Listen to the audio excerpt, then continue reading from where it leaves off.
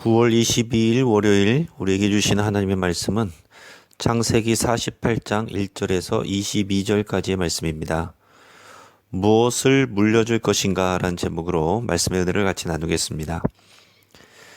18세기 초 두 명의 젊은이들이 청운의 꿈을 안고 배를 타고 신대륙인 미국에 내렸습니다.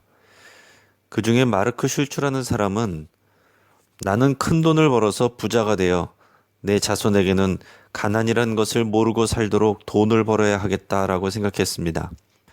그는 뉴욕에다 술집을 차려서 열심히 돈을 벌었고 결국 그의 소원대로 엄청난 당대의 큰 부자가 되었습니다. 한편 조나단 에드워즈라는 사람은 내가 여기에 온 것은 신앙의 자유를 찾아서 왔으니 이곳에서 바른 신앙 생활을 해야 되겠다 생각하고 신학교에 들어가서 목사가 되었습니다. 그리고 세월이 흘렀습니다. 150년이 지나서 5대 자손들이 태어난 후에 뉴욕시 교육위원회에서는 컴퓨터로 이 두 사람의 자손들을 추적해서 어떻게 되었는지 조사해 보았다고 합니다. 마르크 슐츠의 자손은 5대를 내려가면서 1062명의 자손을 두었답니다. 그 자손들은 교도소에서 5년 이상 형을 살은 자손이 96명, 창녀가 된 자손이 65명, 정신 이상 알코올 중독자만 58명, 자신의 이름도 쓸 줄 모르는 문맹자가 460명, 정부의 보조를 받아서 살아가는 극빈자가 286명이었다고 합니다.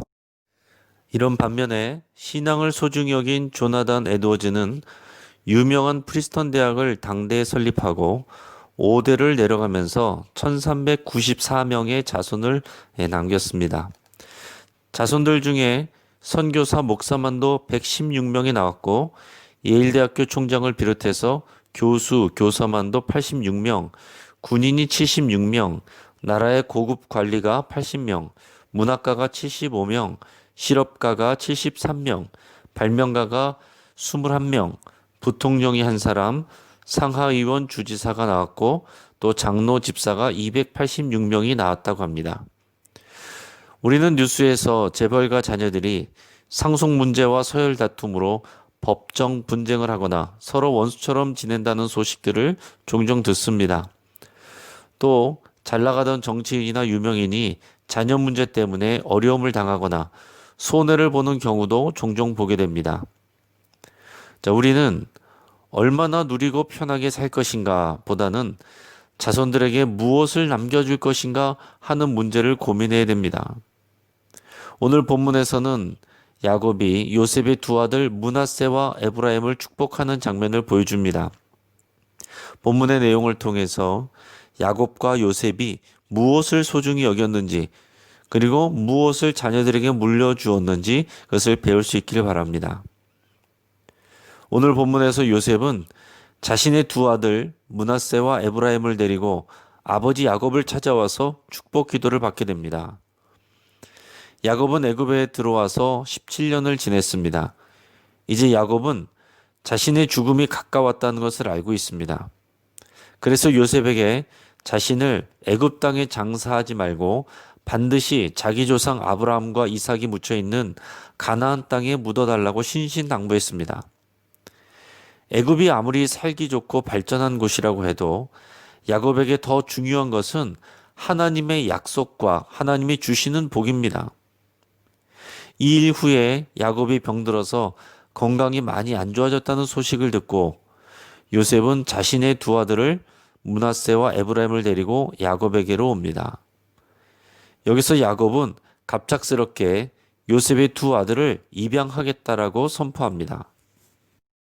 5절에서 6절까지 말씀을 읽겠습니다. 내가 애굽으로 와서 네게 이르기 전에 애굽에서 네가 낳은 두 아들 에브라임과 므낫세는 내 것이라. 르우벤과 시므온처럼 내 것이 될 것이요 이들 후에 네 소생은 네 것이 될 것이며 그들의 유산은 그들의 형의 이름으로 함께 받으리라. 야곱은 육신적으로는 건강이 약해졌고 또 눈이 어두워졌습니다. 하지만 그는 영적인 눈이 더 선명해졌습니다. 젊었을 때는 자신의 욕심에 눈이 멀어 있었다면 지금은 육신의 눈으로 보이는 것이 아니라 영적인 눈으로 하나님이 보게 하시는 것을 보면서 선포하고 있습니다. 야곱은 요셉의 두 아들 에브라임과 므낫세가 야곱의 첫째 아들 르우벤과 둘째 아들 시므온의 장자 위치를 차지하게 될 것이라고 말합니다. 그리고 실제로 이스라엘의 역사를 통해서 에브라임과 므낫세는 북이스라엘을 대표하는 지파로 성장하게 됩니다. 야곱은 요셉의 두 아들을 자신의 것이라고 선포를 합니다. 그것은 입양한다는 말입니다.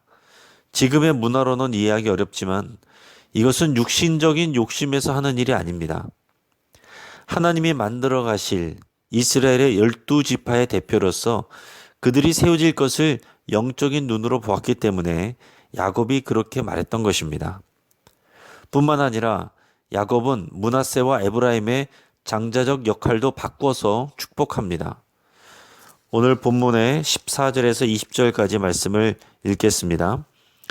이스라엘이 오른손을 펴서 차남 에브라임의 머리에 얹고 왼손을 펴서 므낫세의 머리에 얹으니 므낫세는 장자라도 팔을 엇바꾸어 얹었더라. 그가 요셉을 위하여 축복하여 이르되 내 조부 아브람과 아버지 이삭이 섬기던 하나님, 나의 출생으로부터 지금까지 나를 기르신 하나님, 나를 모든 환난에서 건지신 여호와의 사자께서 이 아이들에게 복을 주시오며 이들로 내 이름과 내 조상 아브라함과 이삭의 이름으로 칭하게 하시오며 이들이 세상에서 번식되게 하시기를 원하나이다. 요셉이 그 아버지가 오른손을 에브라임의 머리에 얹은 것을 보고 기뻐하지 아니하여 아버지의 손을 들어 에브라임의 머리에서 므낫세의 머리로 옮기고자 하여 그의 아버지에게 이르되 아버지여 그리 마옵소서. 이는 장자이니 오른손을 그의 머리에 얹으소서 하였으나 그의 아버지가 허락하지 아니하며 이르되 나도 안다 내 아들아 나도 안다. 그도 한 족속이 되며 그도 크게 되려니와 그의 아우가 그보다 큰 자가 되고 그의 자손이 여러 민족을 이루리라 하고 그날에 그들에게 축복하여 이르되 이스라엘이 너로 말미암아 축복하기를 하나님이 네게 에브라임 같고 므낫세 같게 하시리라 하며 에브라임을 므낫세보다 앞세웠더라. 자, 전통적으로 오른손은 권위를 상징합니다. 따라서 오른손은 요셉의 장자 므낫세의 머리 위에 올려줘야 되는데 야곱은 의도적으로 손을 교차해서 오른손을 에브라임의 머리에 얹고 기도했습니다.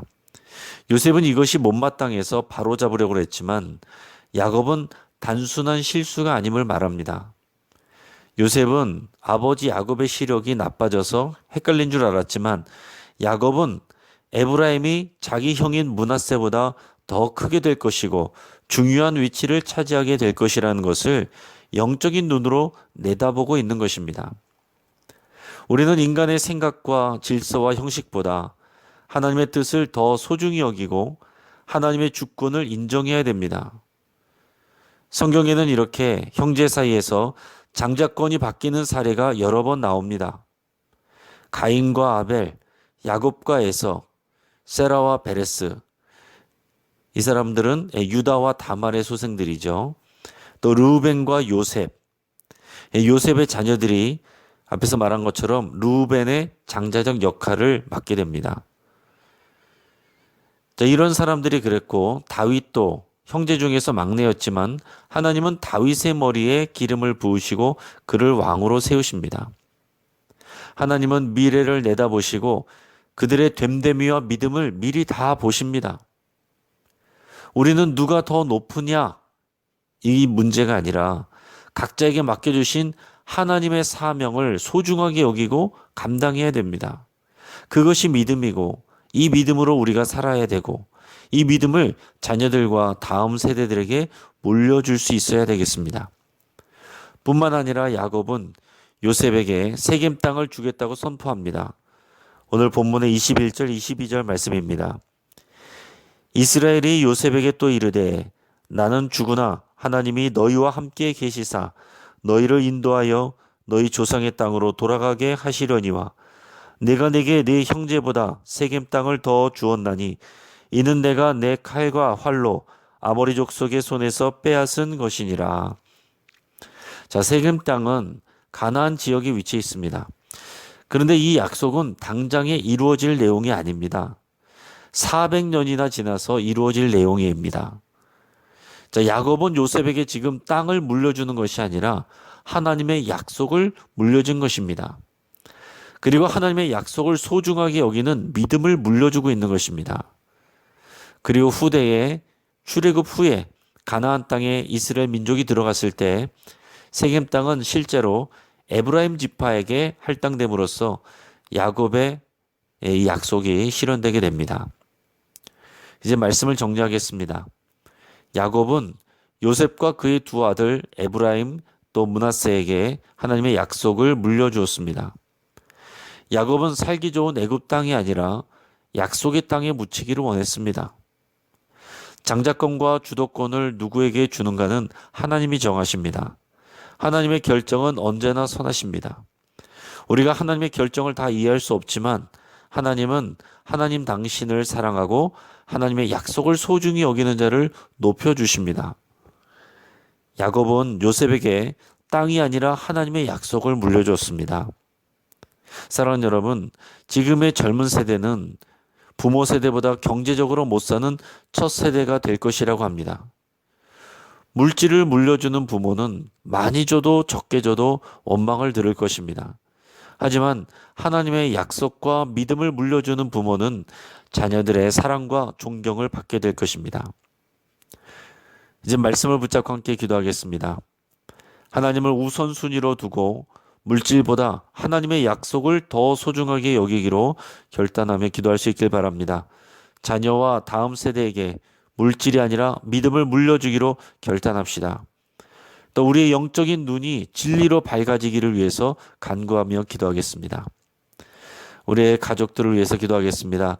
세상의 가치가 아니라 하나님 나라 비전과 사명을 붙들고 사는 가족들이 되기를 위해서 함께 기도하겠습니다. 우리 가정예배운동 주주클럽 1기에 많은 성도님들이 신청하고 또 실천해서 가정이 교회되는 역사가 일어나기를 위해 함께 기도하겠습니다. 우리 환우를 위해서 기도할 때에 우리 황준환 안수 집사님 급성 폐렴으로 또 병원에 입원해 있습니다. 황지태 안수 집사님 척추협착 및 고혈압으로 또 고생하고 있는데 위에서 같이 기도해 주시고, 또 김주현 장로님 잇몸뼈 이식 수술 후에 또 얼굴이 많이 부어 있습니다. 또 우리 황복희 집사님, 황수경 성도님 또 암수술과 항암 치료, 또 방사능 치료, 또 그 위에 또 쾌유를 위해서 기도해 주시고, 또 우리 박범진 청년, 또 김동욱 청년 위해서 쾌유와 믿음을 위해서 함께 기도하겠습니다. 요즘 뉴스에서 나오는 라면 형제를 위해서 함께 기도하겠습니다. 학대받는 아동들이 하나님의 구원을 누릴 수 있도록 위해서 함께 기도하겠습니다.